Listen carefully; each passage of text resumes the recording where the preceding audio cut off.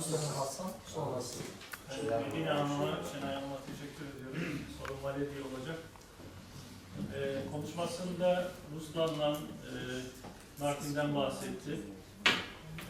Buna sosyal medyada biz de tüm Kafkas halkları da destek verdi. Bir tek destek vermeyen Dünya Çerkez Birliği'ydi.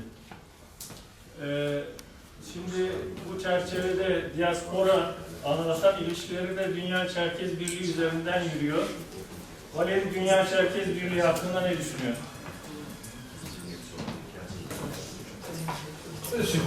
Dünya pseudo-demokrasem ki bu konu içinde karşıcı yok. Ça dünya pseudo-demokrasem Europ'cu savoir har sen sorun var Ruslan Rusya'sı Aynı soruyu benim de sorumlu diyor. Onlara bu soruları kendilerine iletti. Ben o kanaldan gelmedim. Dünya pseudo-demokrasem же тужар, выход же yok.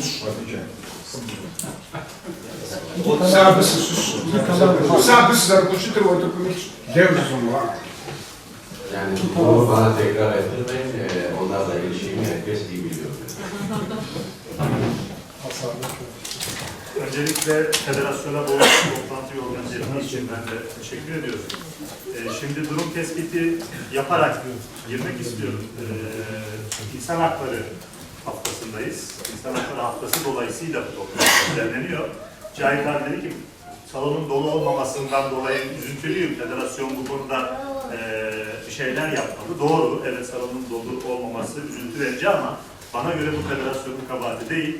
Hiçbirimiz ailemizde gelmedi sonuçta. Yani bu konuda duyarlılığı yüksek olan bir toplum değil Türkiye toplumu. Onu bir kere teslim etmek lazım. Avrupa İnsan Hakları Sözleşmesi'ne dayanıyor bütün insan hakları savunumuz. Bu sözleşmeyi kimler imzaladı? Avrupa Konseyi üyeleri imzaladı. Yani 1949'da Avrupa Konseyi oluşturuldu. 1950'de Avrupa İnsan Hakları Sözleşmesi imzalandı. 59'da da Avrupa İnsan Hakları Mahkemesi kuruldu. İnsan hakları ihlallerini yani bu Avrupa Konseyi'ne üye 47 ülkenin ki Rusya ve Türkiye'de bu ülkelerin içerisinde ama maalesef o kadar şanssızız ki en çok ihlali yapan iki ülkede yoğun olarak yaşıyoruz. İşte Rusya birinci sırada, Türkiye ikinci sırada en çok ihlali yapan ülkeler arasında ama nüfusu oranladığınız zaman aslında alt başı gidiyorlar. Ve 1959'dan yani mahkemenin kurulduğu günden bugüne kadar en çok ihlal kararı aleyhine verilen ülkede Türkiye Cumhuriyeti Devleti. Şimdi böyle bir ortamda yaşıyoruz maalesef. Dolayısıyla Çerkeslere gelmeden evvel işte Şenay Hanım bunu dile getirdi. Ülkedeki ekonomik durum sebebiyle insanların bu haklarını savunacak güçleri yok aslında. Ülkelerin demokratikleşmesi, ülkelerin gelişmesi, Türkiye'nin ve Rusya ne kadar fazla demokratikleşirse bu ülkelerin vatandaşları bu ülkelerin demokratikleşmesi yönünde ne kadar fazla gayret gösterirlerse Çerkeslerin de diğer toplumların da insan hakları ihlalleri o ölçüde azalacaktır diye düşünüyorum. Bu benim düşüncem. Şimdi Medine Hanım'a ben bir soru soracağım. Konuşmasının başında kültürel hakların verilmesi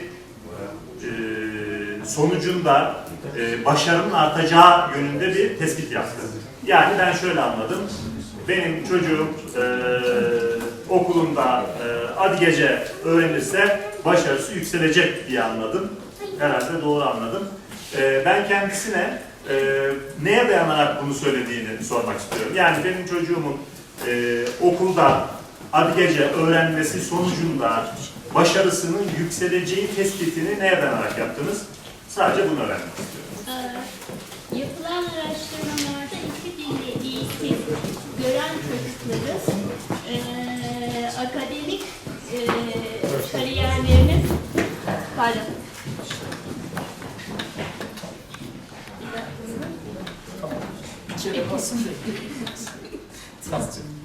Geliyor mu şimdi? Evet.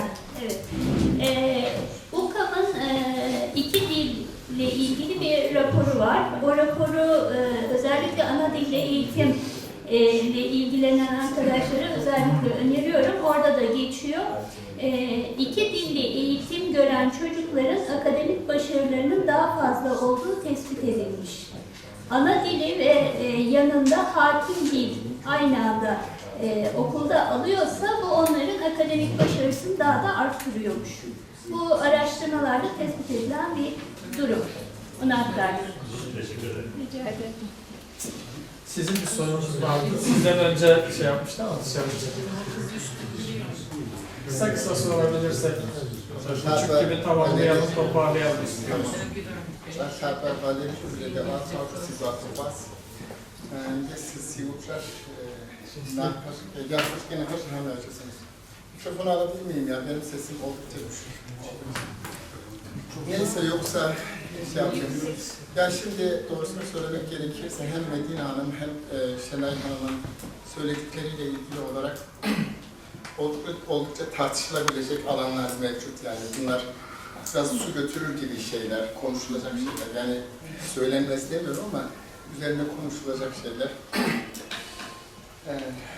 Medine Hanım'ın şeyini ben bir kısmını anlayamadım. İnsanoğlunun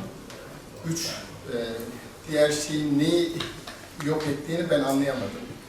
Homo sapiens ile birlikte yeryüzünde 3 insan ırkının daha olduğu ve Homo sapiens'in genişleyerek onları yok ettiği iddiası.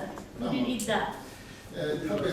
Şimdi sanki bu insan hakları ihlali bir kader gibi, yani bir kurgulanmış bir vazgeçilmez süreç gibi insanoğlunun kendisinin tabiatında öbürünü yok etmek gibi bir özellik var. Artı ulusallaştıkça diğer alttakileri yok etmek gibi bir sonuç var. Sanki bu mecburen böyle olacak bir şey gibi. Ama ben inandığım bir şey var. Bu özellikle Çerkez kültürüyle olan ilgisine. Biz devletten bize dil öğretmesini istememiz doğru bir şey midir? İkiniz çok ciddi örneklersiniz.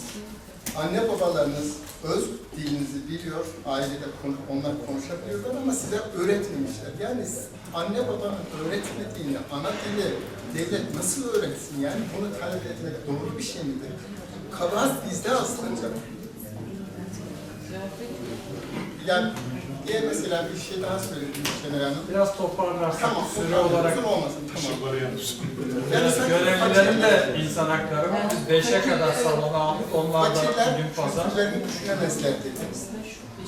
Ben düşünüyorum ki bizim Çerkezler açısından fakirler daha bir dil biliyorlar. Zenginleştikçe asimilasyon daha fazla oluyor.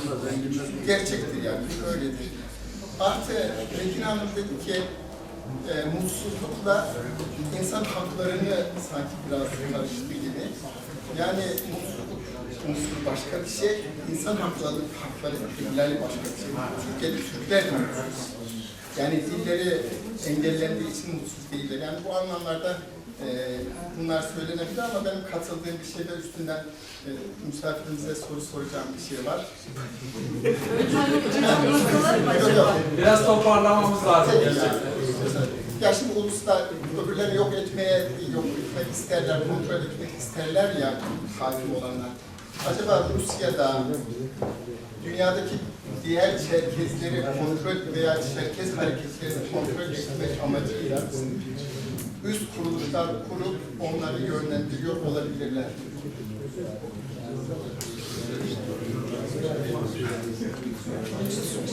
Önce sizin belki şeyleriniz olacak. Kısa yanıtlarınızı söyleyin. İnsanlığın kaderi derken insanlığın yapısı bu. İnsanlar gücü elde ettikçe kendisi dışındakileri kontrol altına alıp onları köleleştirme gibi bir eğilime sahipler. Bu bir kader değil, bu bir yapı. Sözleşmeler bizi bu tür girişimlere karşı koruyan şeyler. İnsan hakları sözleşmeleri de bizi bu tür insanlara karşı koruyan şeylerdir. Eğer bu tür şeyler azalırsa biz ancak kendimizle barışık, mutlu bireyler olabiliriz anlamında söyledim. Şenay ekleyeceğiniz bir şey Devletin bu tür hakları zorunluluğu yok ki. Değil mi hocam? Yani önce aile dediniz. Dili öğrenmemenin sorumlusu anne babamız Dili da. öğrenmemenin sorumlusu tamamen anne babam. Ben 10 çocuklu bir ailede küçük çocuk olarak büyüdüm. En küçükleri özellikle terbiye etmek için kendi aralarında abazacı, benim annem de babam hem abazacı hem kabartmacı yapıyordu. Kendi aralarında dili kullanırlar, bize karşı Türkçeyi kullanırlar. Tamamen terbiyeyle ilgili bir şeydi bu. Birincisi o, azıcık kabartmacıyı da anlıyorum bu arada, o kadar kötü değil.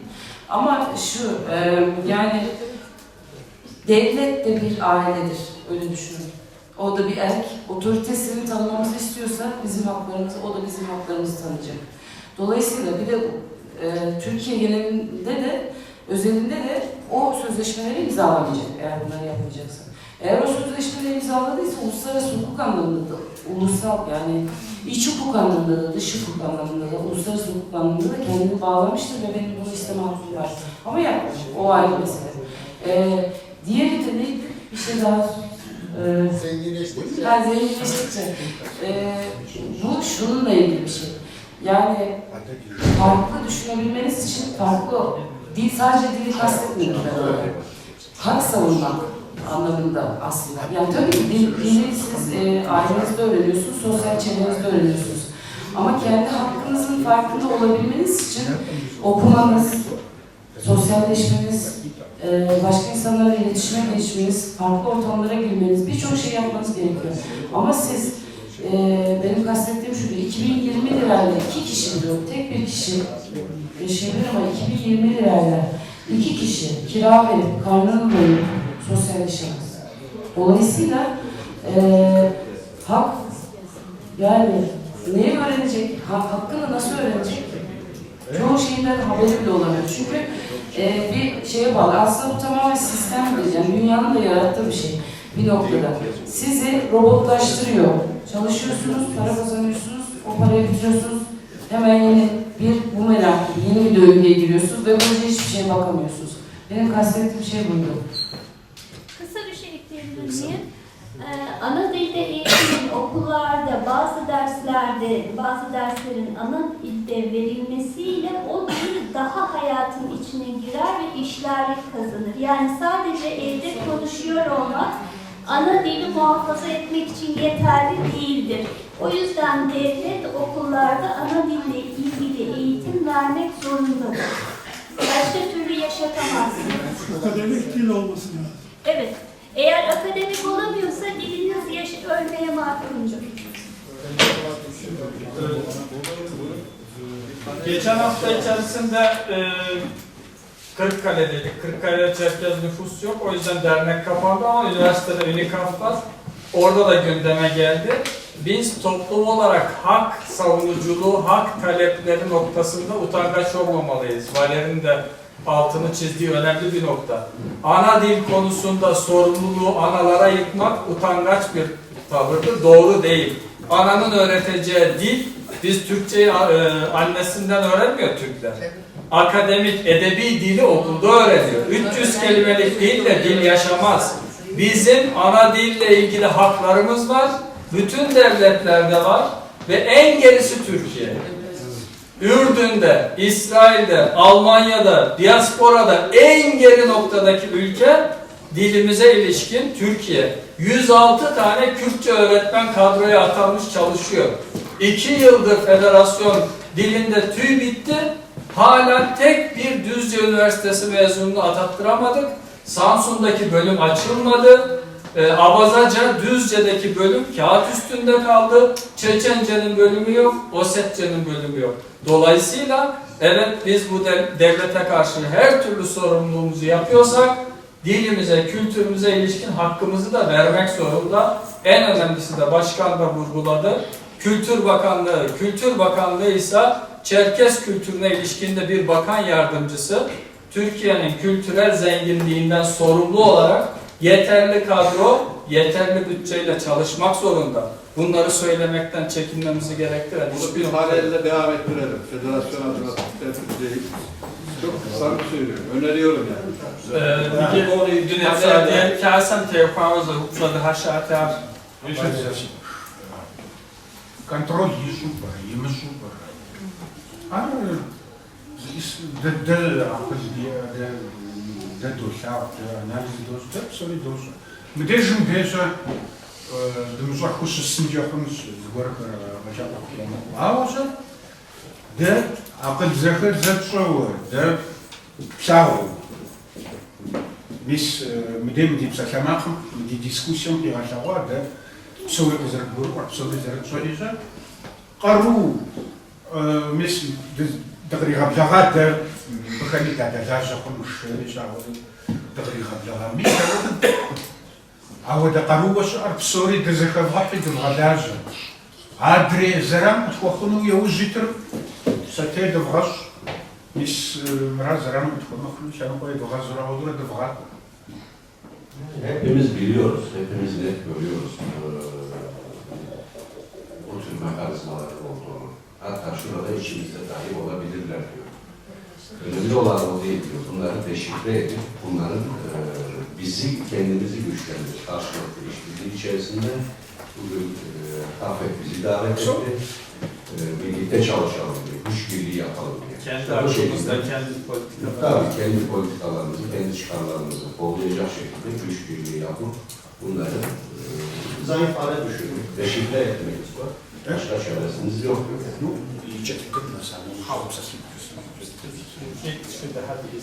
Sizden sonra Mesut Bey. Biraz daha yüksek Bayağı bağırıyorum ama. Şimdi geliyor. Ben biraz sondan başlayacağım. Özellikle bu Kancal Savaşı son yıllarda niye gündeme getiriliyor? Ben burada yani çok anlamış değilim. Çerkesler felaketleriyle sonuçlanan en çok savaşı Ruslara karşı verdiler. Ama Ruslara karşı en ufak bir zaferimiz anılıyor mu? Ya da yenilgimiz konuşuluyor mu? Bunların hiçbiri yok. Kırım Hanlığı'na karşı yapılan Kancal Savaşı'nın gündeme getirilmesini zaten anlamış değildim. Ama görüyorum ki bu bayağı kullanışlı bir mesele. Bizim oradaki bir takım delikanlılarımızı galeyana getirmek için ve karşı hareketler yaratmak için gayet uygun bir konu seçmişler. Ama bizim buna ihtiyacımız yok. Yani bizim asıl savaşımız başkasıylaydı. Bu hiç konuşulmuyor. İnşallah bunların da konuşulduğunu görürüz. Ben sondan başladım. Ben özellikle Medine Hanım'a ve Şenay Hanım'a diğer dinleyicileri bilmiyorum ama yani insan hakları konusunda yeni ufuklar açtınız. Ben de çok teşekkür ederim. Valeri Bey o genel anlamda konulara vakit darlığı nedeniyle gelemedi. Kafkasya'daki durumları 3 aşağı 5 yukarı biliyoruz, takip ediyoruz ama şimdi 3 konuşmacıdan da benim tespit ettiğim önemli gördüğüm birkaç tane mesaj var. Bir tanesi hak savunuculuğunun çekinerek yapılamayacağı, siyasi rant elde etmek amacıyla kullanılamayacağı gibi bir mesajı vardı Şenay Hanım'ın. Böyle bir mesajı var. Medine Hanım'ın diğer Türkiye'de yaşayan diğer halklarla insan hakları konusunda, özgürlükler konusunda onlarla işbirliği yapılıp yapılmayacağı konusunda bir sorusu. Ben her bir soruyu aynı zamanda bir yorum olarak alıyorum. Sorusu vardı. Valeri Bey'in de önemli mesajı Kafkasya'daki bizim diasporada yaşayan herkesin Kafkasya üzerinde, Kafkasya hakkında söz söyleme hakkı olduğuydu. Ki geçmişte bizim kurumlarımızın bu konuda özellikle Kafkasya'daki örnek olarak da söyleyebilirim. Sivil toplum kuruluşu liderlerine yapılan saldırılar konusunda sessiz kaldığı dönemler de oldu. Şimdi ben buradaki bu 3 soruyu da özellikle KAFVEK yönetiminin de, ki bizler de ona bağlı derneklerin üyeleriyiz çoğumuz, KAFVEK'in yeni de seçilmiş olmaları nedeniyle bu bağlamdaki bu 3 tespitle ilgili görüşleri varsa bizlerle paylaşırsa mutlu oluruz. Sorun. İsterseniz onu kapanış konuşmasında başkana iletelim. Mesut Bey, korsan tebliğ olmayan sorunuzu alalım. Tamam. Yıllar önce Türkiye'de ideolojik olarak şöyle bir tartışma vardı. Türkiye'de kalarak biz Çerkez olarak yaşamamız mümkün mü? Genel kanı değildi. Yok burada kalmamız lazım, dönmemiz lazım. Şimdi bugüne geldiğimiz zaman tekrar tartışılıyor. Fakat biz bunu dönüşük insan hakları temelli hiçbir zaman ele almadık. ideolojik olarak ele alıyor. Şu anda insan hakları mücadeleleri de genellikle işte Avrupa üzerinden gidiyorsa, bu sözleşmelere bizler tarafsak, bu konuda bizim bunu kullanabileceğimiz bir Rusya'da buna üye ise, Türkiye'de buna tarafsa, Çerkezlerin hali de bana göre gene dönmeden hiçbir şey olmayacaksa, bunu bizim kullanabileceğimiz bir alan var mı? Şenay Hanım'a sorum. Bir de size de şöyle bir şey sormak istiyorum. Yani ben Oset Türk'ü müyüm? Oset kökenli Türk müyüm? Ana dilimi bilmiyorum. Ana vatan, o zaman ana dilimizi bilmiyorsak ana vatan demeli miyiz? Bize doğru da gider mi bunun devamı? Yani tamamıyla öyle mesela diaspora mıyız, değil miyiz bile bizim için bir tartışma konusu içimizde. Bu bize daha farklı bir şeyler getirebilir ve bir dahaki bir görüşmemizde, buluşmamızda bu soruların da cevabını da biraz da araştırarak sizden isteyeceğim herhalde. İnşallah. Buyurun Şenay Hanım. Şimdi bu tür nasıl söyleyeyim sorunlar yaşayan, felaketler yaşayan halklarla ilgili zaten geri dönüş hakkı doğal olarak hukuken var uluslararası hukukta. Yani siz sürgünle geldiyseniz zaten tanınması, bu sürgün olduğu tanınması halinde o ülke tarafından ya da işte mahkemeye taşınması halinde buna karar verilmesi halinde gibi. Yani çok hukuka girmeden söyleyeyim. Diyelim ki bu gerçekleşti ve bunun sürgün olduğu uluslararası arenada bir şekilde kabul edildi. O zaman zaten sizin doğal hakkı, geri dönüş hakkınız var. Doğal olarak. Ve tazminat hakkınız var. Bu nasıl kabul ediyor mu? Önemli olan mı? Hayır, olursa diye soruyordu. Olasılıklı soru zaten. Ben oraya bir şey ekleyebilir miyim? Olur değil mi? Doğru anladın değil mi? Çok özür dilerim. Yani, yanlış mı anladın? Yok, yanlış anlamadım. Bir de şöyle düşünelim. Yani benim muhatabım sadece Rusya'nın. Hayır. Her iki taraftaki hakların saklı kalıyor. Her iki devlet arasında öyle bir sözleşme oluyor. Hukuken öyle zaten. Öyle olması gerekiyor. Çok küçük bir şey ekleyeyim oraya Evet. isterseniz. Cahit Bey, Hemen toparlamamız lazım. 600 kişilik bir başvuru var. Antalya Rus Konsolosluğu'na söylediğiniz manada diye düşünüyorum. Yani orası vatanı olduğuna dair tekrar insan hakları çerçevesine gitmek için 600 kişinin dilekçesi var. Ve bu hala işlemde bekliyor. Evet, Medine Hanım size de bir şey vardı herhalde. Bir dahaki toplantıda bunu detaylı konuşalım dedi. İnşallah öyle bir fırsat olursa memnuniyetle. Ben de o zamana kadar dersimi iyi çalışayım. Teşekkür ederim. Bugün İnsan Hakları Haftası vesilesiyle bir araya geldik. Şu anda kendi derneğimizde değiliz. Derneğimiz sağ olsun bütün salonları doldurdu. Her yerde etkinlik var. O yüzden dernekte değiliz. Bu iyi bir şey. Yani gençlerin, çocukların şu an dil kursları, ekipler, toplantılar. Az önce işte yönetimdeki arkadaşlar bir iletişim ve stratejik çalışmayla ilgili bir eğitimdeydiler. O yüzden biraz geç geldiler. Yoğun bir, bütün binayı kaplayan bir çalışma var. Fakat kendi evimizde değiliz. Burada çalışan insanların da hafta sonu tatili zamanına girmemiz çok doğru olmayacak. O nedenle kısa konuşmacılarımıza son sözü verip son olarak da başkanımızın kapanış konuşmasıyla ve sizin şeyinize cevabıyla toplantıyı kapatalım istiyorum. Şenay Hanım isterseniz yine siz.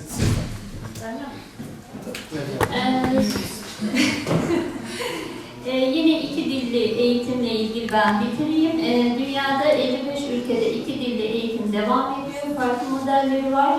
Bu modelin de Türkiye'de uygulanmaması için hiçbir sebep yok. Yalnız bununla ilgili çalışmalar ve hazırlıklar yapılması lazım. Öğretmen yetiştirilmesinden yapısal şeylere kadar. Buraya gelirken ana konum benim iki dildi. Onu biraz az konuşabildim. Tekrar ona değinerek sizlere teşekkür ediyorum. Sizinle birlikte olmak gerçekten büyük bir zevkti. Davet için de Yıldız Başkanı'na tekrar teşekkür ediyorum. İyi akşamlar diliyorum. Ben de çok teşekkür ederim. Yıldız Başkanı'nın özellikle bütün yönetime emeği geçen herkese. Yıldız Başkan seçimden bir hafta sonra aradı beni. Bu da bir dayanışma örneği. Farklı istilalleydik, karşı karşıyaydık. Ama yani ilk beni düşünmüş olması benim için çok değerli, çok kıymetli. Biz böyle olmalıyız, böyle kalmalıyız, dayanışma içinde olmalıyız. Az olmaktan korkmayın. Biz kadınlar hep azız ama baş ediyoruz yani. Az olmak, demokrasilerde ayrıcalıklı olmaktan, ideal demokrasilerde. Demokrasinin tanımı aslında az olanın, azınlık olanın çoğunluk tarafından imtiyazlı bir şekilde korunmasıdır. O yüzden demokratik olmaktan, hak talep etmekten, haklarınızı dile getirmekten hiç korkmayın. Korkarsanız, yani bu akıl veriyor gibi olmasın lütfen, büyüklerimsiniz, bir hukukçu olarak söylüyorum bunu. Korkarsanız daha çok sindirirler. Bu iş böyle. Çok teşekkür ederim.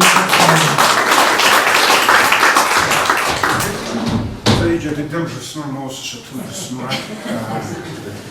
A idzie dydężysną na muzykę, że proces zatrzyma. A dilemcze, mister ja nafazzo pisza, a bude robi razem z tym pokłamie użyć. Auch zresztą ogdarku sobie zaczyta. Bi patrzcie, że jest świat dymi zgłota kasza z góry. Razem kamady. Misal abis na podzie, misal rok tam dydych miasus ar eszetangue, misal integracja z nich. Idzie, że są się zbiera. Ciekawe szanse. Даже kurze szał tamszowa, a się psarechach czytwała, aby czasy koty ża ustano. A zik pokazać, że jechałże my tu nie otworzyliśmy, my sobie nie chałże zrealizujemy. My bez dekady hamu to pozdycha zbliż ża ustano. A arzinem przeciar, arzy szałam, to dziś ham prygwar. A pastachin radysz żaat. A zawór idziam się na symuj, my bez dekady hamu.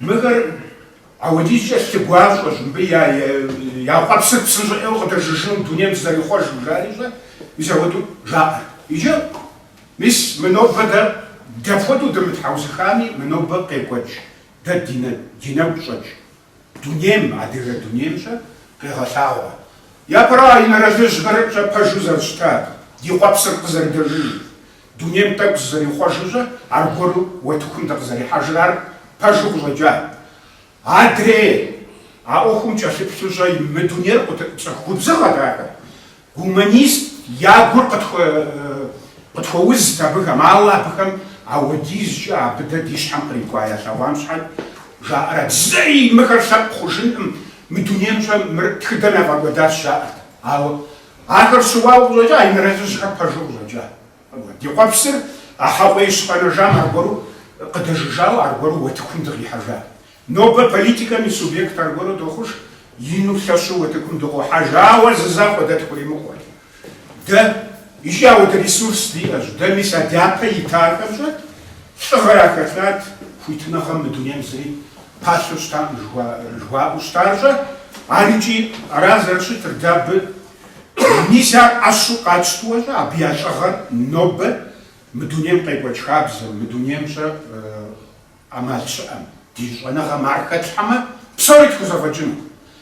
Да, дяпа итахам, яфа япхузыр драпажинуштма, шагазгат вратхи, но бада заватхинхер, но бада длажинхер, заватхак, давралаж. Динасы палахам таригаква, югазадина.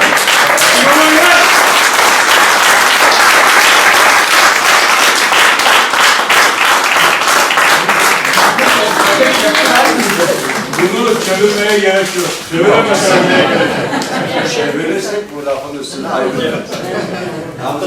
Anlayanlar diğer arkadaşlar anlatsın. Öncelikle katılım için hepinize tekrar teşekkür ediyorum. Çok güzel bir gündü. Aslında şunu hepimizin bilmesi gerekiyor. İnsan hakları hepimizin en önemli gıdası. Bu yoksa hiçbir şey yok. Bu nedenle önce içinde yaşadığımız ülkelerde bu demokratik koşulların geliştirilmesi için elimizden gelen her şeyi yapmamız gerekiyor. Bunu içinde yaşadığımız ülke geldiğimiz günlerden beri demokratik koşullar yükseldikçe bazı haklar edindik, elimizden aldılar, onlardan olduk. Bu bizim çabamızın dışında içinde yaşadığımız ülkelerinde bize tanıdığı haklar doğrultusunda azaldı, çoğaldı. Dolayısıyla burada bu haklar için çok mücadele etmemiz gerekiyor. Bunu bir kenara koyup öte taraftan diyorum ki bizim yüzümüz, yüreğimiz ana vatana dönük. Yasalar gereği biz ana vatanla ilgili her tür çalışmanın içinde olmamız gerekiyor.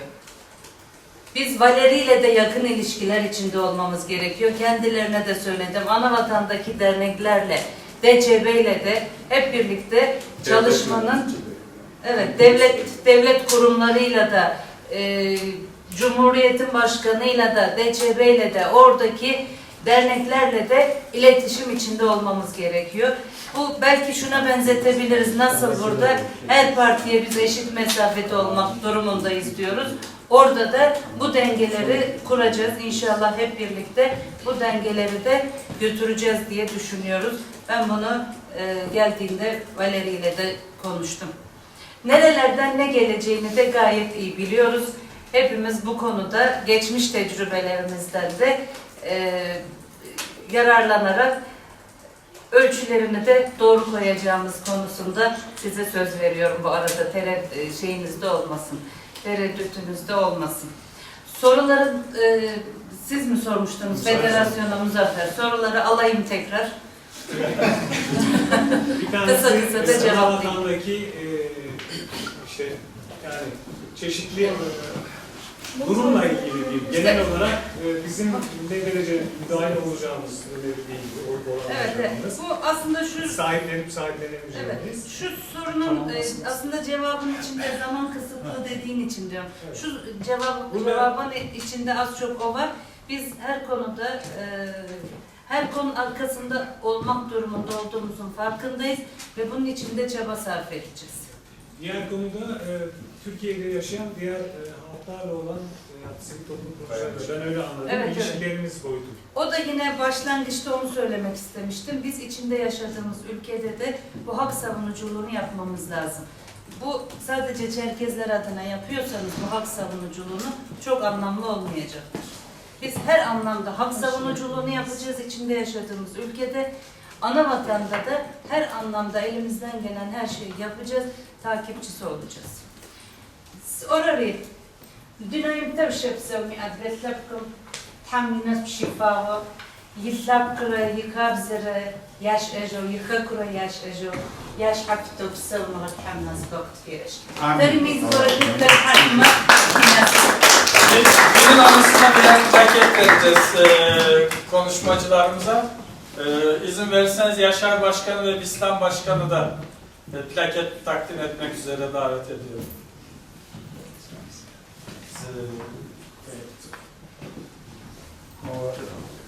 Şöyle gelirseniz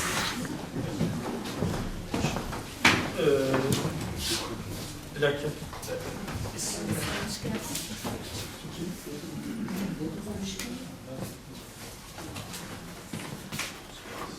İslam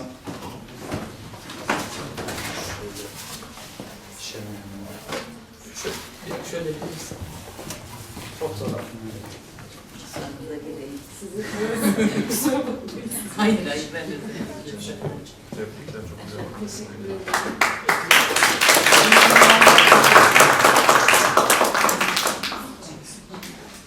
Bunları çıkartırsak daha mı güzel olur?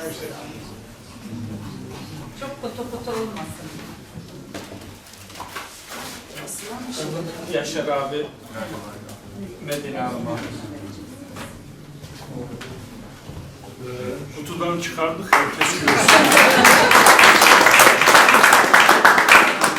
Düzce Başkanımızın emeği bunlar. Başkan seninkini de çıkartıyoruz. Hakikaten.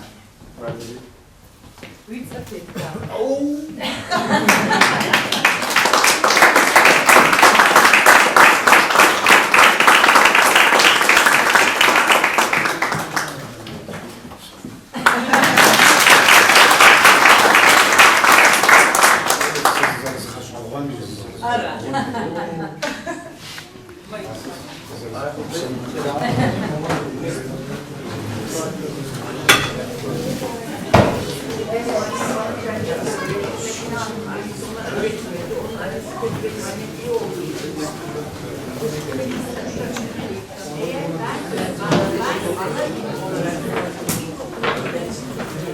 Katılımlarınız için teşekkür ediyoruz.